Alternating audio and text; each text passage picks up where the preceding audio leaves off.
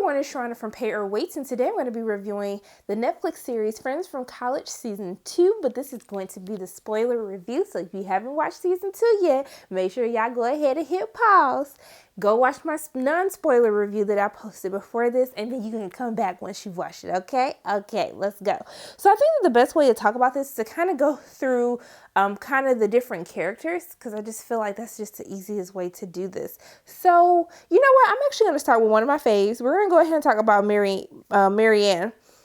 She's one of my favorite characters. She's just that bubbly friend who just always wants the best for people. She's the one who tries to get people to talk and confront their feelings, even though it's probably not the best idea. And so we saw how she was trying to get repair her friendship with Lisa, because Lisa was upset because she actually knew that her husband was smashing Sam and she didn't say anything to her. And so we see that they end up making up and being friends. But Marianne's boo, her little boo died, y'all. First of all, when they were doing them little bungee jumping things, I think that funeral was probably one of the funniest episodes to me, because I don't understand, how do you have a sponsor for somebody's funeral, but obviously Mountain Dew, Code Red. I was like, okay, well, damn, like, I need to go ahead and get me a Mountain Dew. I think that this marketing was working. I thought it was so hilarious, but I truly enjoyed Marianne's character and kind of how she's there for all of her friends when they're going through all of their little craziness. But I kind of want to see them give Marianne more to do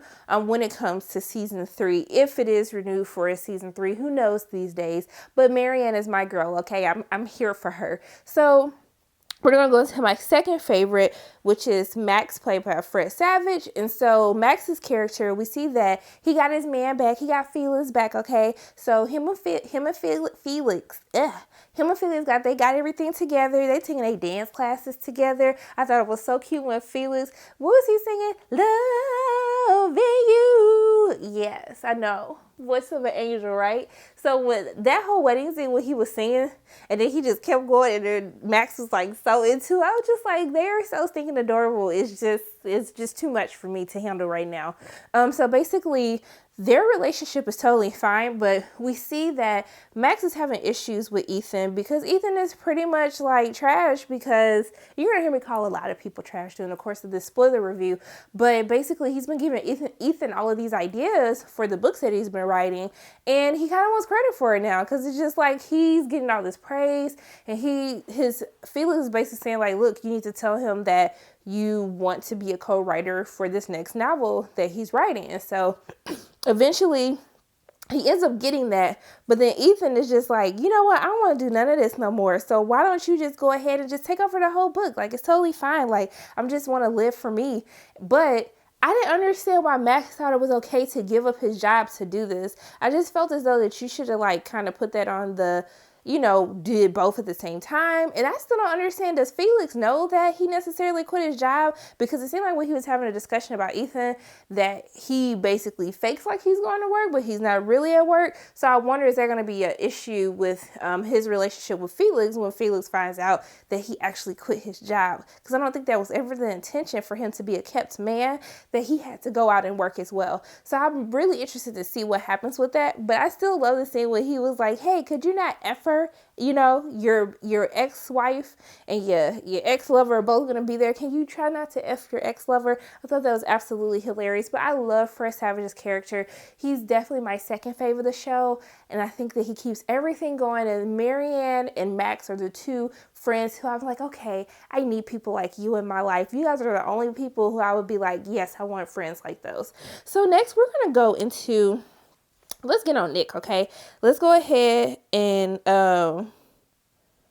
get on Nick. I'm sorry. Somebody just sent me a real disrespectful text about the game, about the Rams, and so I don't play all of that, but we're going to go ahead. I'm going to go ahead and get into them later, because they going to get cut when I get done with this video. Okay. So, Nick, I don't understand why Nick is the friend who gets like all the play. He's the one who basically sleeps with all these random women. And I'm just like, Nick does not do it for me in any way, shape, or form. But I'd be trying to go there with you guys and just be like, it's a TV show and that's just who we need to accept. But it's just really hard for me. And so Nick decides that he wants to do something different. So we know that Nick and Lisa smashed at the end of during the last season. And so basically they haven't really been talking. Their friendship has been kind of weird since everything happened.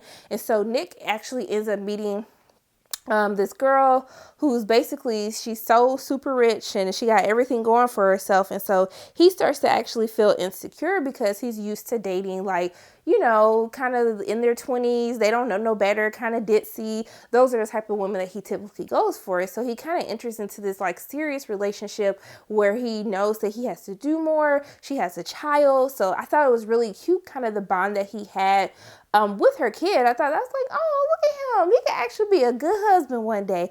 But I just never really felt like their relationship was going anywhere. And so we see that Nick kind of has this revelation that he's actually in love with Lisa and he wants to be with Lisa. And so we saw this kind of conversation that they have when he invites her to his girlfriend's grandma's house, which I was like, that was so disrespectful. And then even when he tried to be an asshole about it and act like, well, I'm sorry that you're mad. I'm just like, sir, are you serious? Because I would have karate chopped him in the throat if he said that to me. So he has this revelation that he loves Lisa. He wants to be with her. And she kind of talks about how she was like, yeah, I used to really like you. And I was like, you know what? When he's done whoring around, she didn't say it like that, but it's kind of what she said. When he's done whoring around, you would be a really good person. And I have friends like that who I'd be like, you know what? You are definitely marriage material. But just how many holes your penis has been in at this point in time, I can't even do it. But when you are ready to settle down and we get a full STD panel from you and you come out clear, you're going to be some good husband material, okay? And so that's, I guess that kind of triggers something. And so we see that they get weird because she actually ends up walking in on him masturbating because he let Lisa come live with him after Lisa gets kicked out by her boyfriend, which we're going to talk about. And so later they kind of meet up and they kind of decide, hey, we're going to take our relationship to the next level. Like, we don't have time to waste. Let's go ahead and do this once and for all. And I was like, finally, because all this little sexual attention I've been seeing y'all do this whole season, it was just too much for me. But all of that gets ruined because we find out that Lisa, and this is what I was talking about in my non-spoiler review on how I absolutely knew that Lisa was basically going to end up being pregnant by Ethan. And so kind of throws a wrench into things. And now we don't know what the hell is going to happen to them. But I like how Nick's decided that he wants to mature. He knows what he wants. He's going to go after that. So I was just like, okay, Nick, I still don't get how you getting all this play, but I was just like, I'm glad to see your growth. You don't want to be a hoe no more. So I'm proud of you and you can do this. You can keep your penis in your pants. Okay. So next, who are we going to go into? Let's go ahead and get into, we can talk about Ethan. Let's talk about Lisa. So Lisa, okay, so she found out her husband was cheating on her with one of her best friends. And so she left. She came back with a whole new boo, okay? She had a little lawyer boo. We're going to call him lawyer boo because I don't remember his name. But I actually thought he was pretty funny in this season, especially like after they broke up. And he was like, I'm being cool. And then he hit the ball and like made her drop all the stuff that she had when she was moving out. So Lisa has a new man. I never believed in their relationship. It always seemed like she was just with him to say that she's with someone to make Ethan jealous or to make her feel like she's moved on in some way, shape, or form. But she finds out, especially after how she showed her behind at that bachelor party that they threw for Max, which was another disrespectful thing that Nick did. This is why I just feel like they don't treat Max right. They don't deserve him. They treat him like crap. Who takes somebody to Atlantic City? I still don't understand it, but that's a whole nother rant. So, she has a new boo. They've never been believable. They don't really have chemistry. It always seems like she's forcing him to do stuff. He's so in love with her, but she's really not that into him. And so we see that she's still struggling with dealing with being around Ethan and Sam, like kind of in these friend settings. We see she kind of acts out, does something crazy, especially when it came to the baby spice, the posh spice, all that. I was just like, that is too much. And it was totally hilarious to me. And so we see that things kind of come to a head for her and her boyfriend because they decide that they want to have a baby. So they get all excited. And he was like, you know what? Let's just go ahead and get married. And she was like, I don't want to be married. Which I was like, yeah, like, sir, she just had like got a divorce. Her husband cheated on her. Like, why would she want to get married? And so, you know, they decided to break up because it was just like, I just thought it was really unfair for him to ask her to marry him. But I also thought it was unfair for Lisa to basically be dragging this dude along. And then even how she did him when she was like, oh, I'm pregnant by you. And then she had to break his heart again and tell him that it was Ethan. I was just like, oh my gosh. And when he called her a user, I was like, but you kind of are, Lisa. Like, you totally used that man. I thought it was so disrespectful how you did to him. I just ugh. But yeah, but basically the main thing going on with Lisa at this point is she's finally pregnant, which I'm happy because even through all the craziness that Ethan put her through, she was really struggling to have a baby. So I like how after she was just like over it and she said she wasn't going to think about it anymore, she kind of got pregnant, which I already knew from when they smashed. I was like, clearly she's going to get pregnant by Ethan. And so now she has a whole journey to figure out what she's going to be doing with Nick. How does this affect her relationship with her and Ethan? Just even her trying to make it through her pregnancy without having miscarriages. So I'm excited to see where her character goes, and I really hope that she finds her independence and realize that she can just be by herself for a little bit, okay? It's okay to be by yourself. You just got out of a marriage and a long-term relationship. It's just too much, okay? All at once. So we can talk about Sam Little Evil Behind because I just don't like Sam. Her style was on point though. I loved all of her outfits this season. So she's getting into it with her husband. Basically her husband, they've been in couples counseling, but her husband still has anger. When he did that robocall, it basically called everyone in her phone book. I was just like, wow, who does stuff like that? But I was here for that level of petty because she deserved it. It was real petty and real childish, especially for a man to be doing some mess like that. But I was just like, I'm okay for it. I'm here for it. It's all right.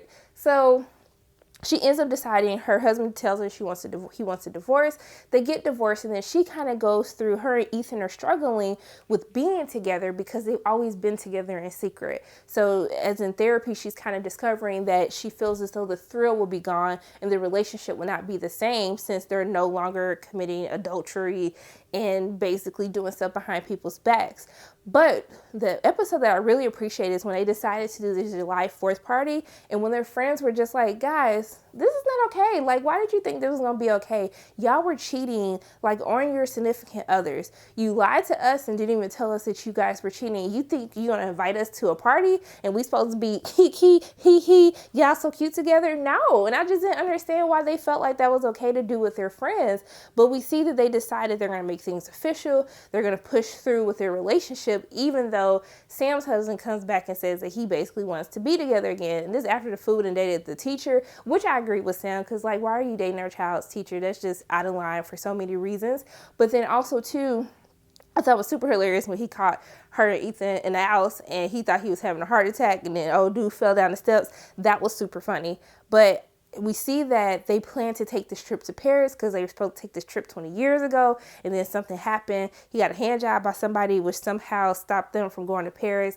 And as they're about to finally take this trip, we see that Ethan finds out that Lisa is pregnant, and so he ends up standing her up, which makes Sam go back home and basically go back to her husband, so we think. And so things are just crazy right now. It's just a lot going on. It was still a lot of messy drama. It was still predictable, but it still kept me entertained at the same time. So I just want them to get their lives together. I just want everyone to get their lives together, figure out who they want to be with, what they want to do, and just live their best life, okay? Because it's a lot of mess going on, and y'all almost 40 years old. Like, why y'all doing all of this? So those are pretty much just some of the things I wanted to talk about, get my thoughts out. This is why I think that Ethan and Sam are still trash. Lisa do be using people. Nick just needs to grow all the way up, but he's starting to do that, and I want them to give Marianne more to do, but I still love Max and Felix at the same time. So those are pretty much my thoughts on season 2, Friends from College. As always, my name is Sharronda from Pay Your Weight.